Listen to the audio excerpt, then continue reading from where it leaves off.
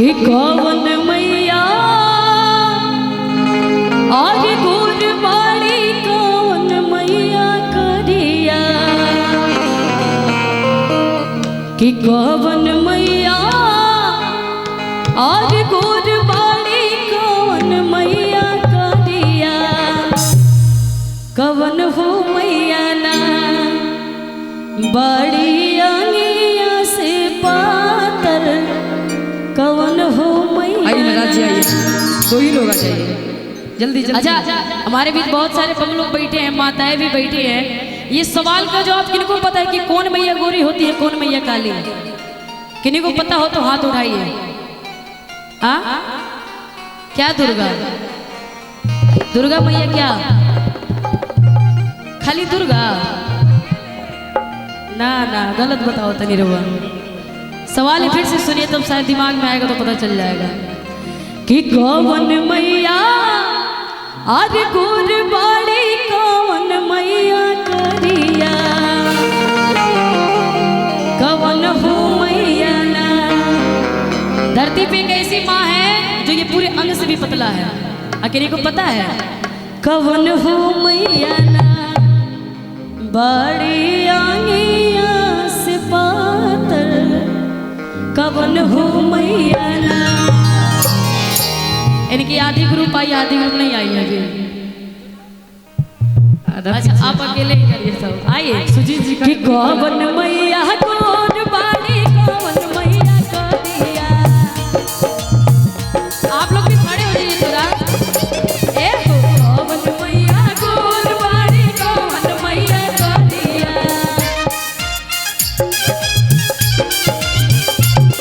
कवन हो मैया ना कवन हो मैया ना बाड़ी आंगिया से पातर कवन हो मैया ना बाड़ी आंगिया से पातर कवन हो मैया ना कवन मैया गोर बाड़ी कवन मैया करिया।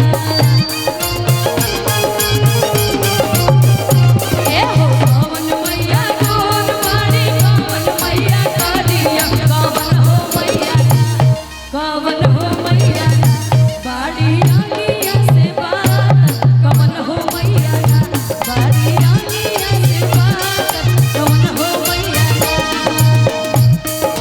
क्या बात ओहो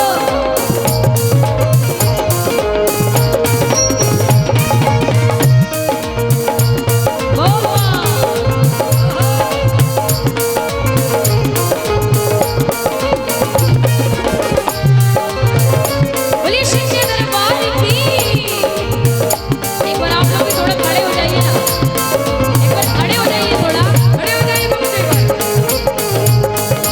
जय हो हाथ से देख रहे हैं खड़े हो जाइए। क्या बात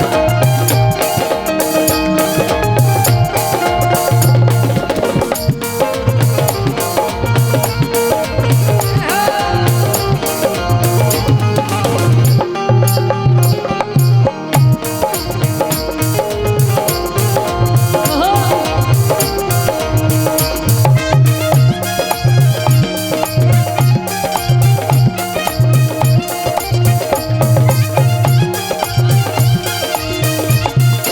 हेलो।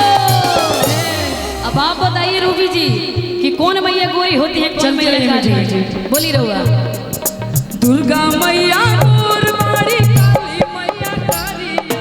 क्या बात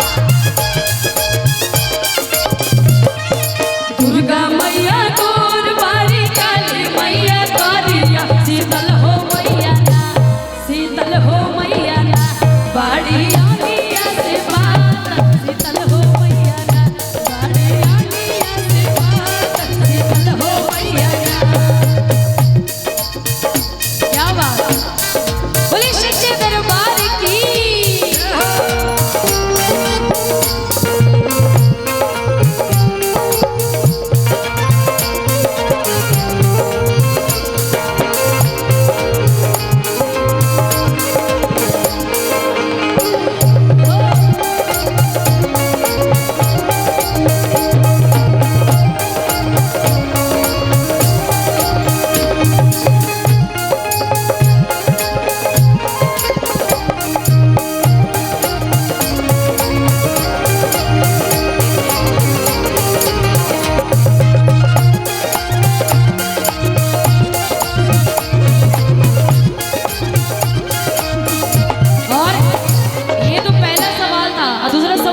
चलेगा सभी लोग। यही दोनों माता में जो हम सवाल करेंगे, सवाल जब आएगा, है ना। खास करके हमारी माता बहनों को सुनना है इस भजन को। कौन मैया बेटा तेरी, कौन मैया बेटिया, ए हो कौन मैया बेटा तेरी, कौन मैया बेटिया, कौन हो मैया ना, कौन हो मैया ना, बोलिया मारा सुहाग, कौन हो मैया ना, बोलिया मारा सुहाग, कौन हो मैया ना।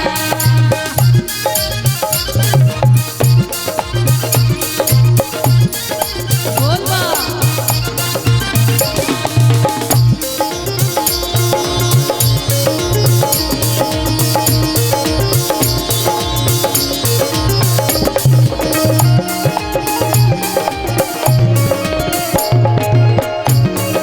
क्या बात। बोलिए सच्चे दरबार की।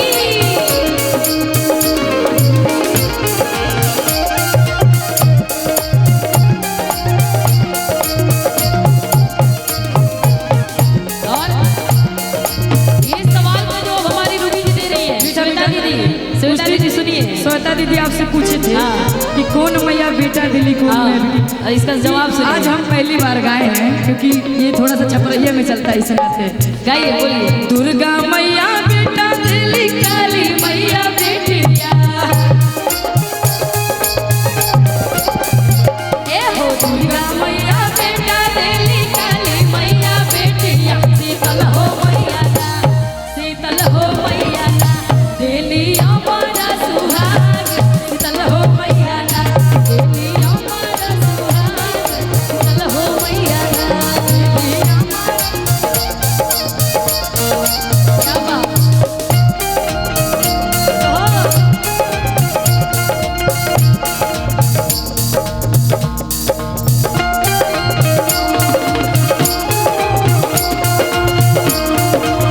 बोलिए सच्चे दरबार की। जय मां। बोल बा।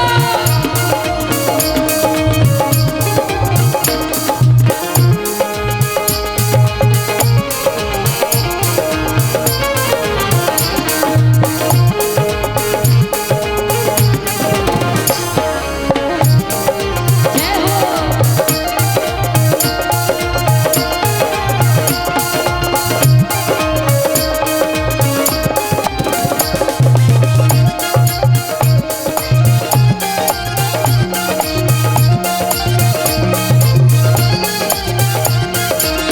हेलो। चलिए, बीच वाला क्वेश्चन थोड़ा सा भारी था नहीं, लेकिन अभी जो करने जा रही है बहुत आसान है, सभी को पता है। ध्यान से सुनिएगा तो सभी के जुबान से एकदम सवाल का जवाब तुरंत आ जाएगा, है ना। सभी लोग ध्यान से सुनिएगा कि कौन मैया अरे सिर चढ़े, कौन मैया हाथिया। कौन माता जी शेर का सवारी करती है, कौन हाथी का। दुर्गा मैया क्या, काली मैया, काली मैया। कौन मैया शेर चढ़े, कौन मैया हाथिया। बताइए, दुर्गा माँ क्या चीज पे सवार रहती है, शेर पे, या काली माँ हाथी पे। तो मिल के गाइए कि कौन मैया शेर चढ़े, कौन मैया हाथिया।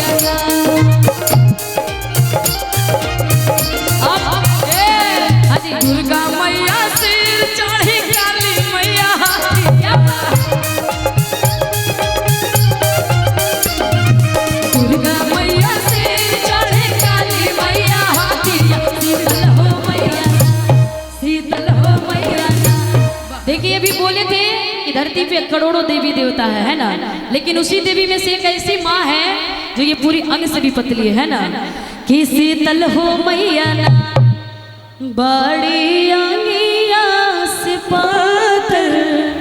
कौन माँ पतली है? बोलिए शीतला मैया की जय। नीतू एक मिनट, हाँ ऐसा है कि कुछ आज खास कार्यक्रमों की वजह से ये बांस का कुछ बैरियर